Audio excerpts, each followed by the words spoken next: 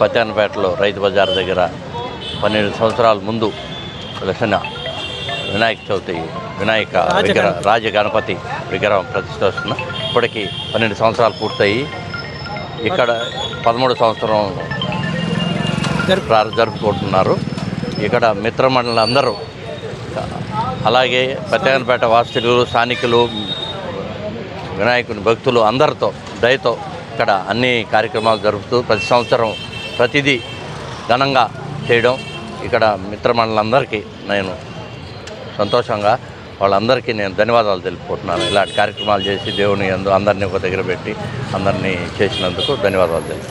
శ్రీ రాజా గణపతి విగ్రహ ప్రతిష్ట ఇప్పటికి 12 సంవత్సరాలు పూర్తయి 13వ సంవత్సరంలో అడుగు పెడుతుంది. ఈ 12 సంవత్సరాలు కూడా భక్తులు చాలా విశేషంగా దేవుణ్ణి నమ్మి పూజా కార్యక్రమాలన్నీ కూడా చేస్తూ వస్తున్నారు.